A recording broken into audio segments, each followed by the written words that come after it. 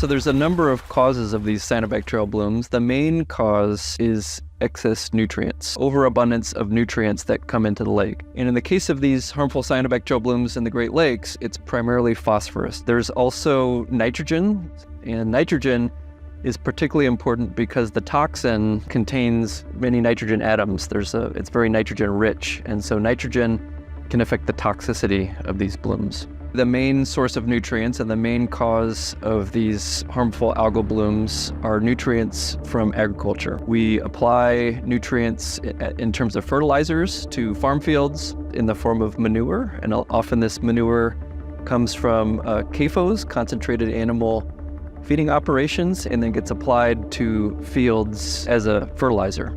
So it's these days, most of the nutrients flowing into Lake Erie are the result of runoff from agricultural fields. This is the Great Black Swamp. In order to drain the swamp, they built tiles.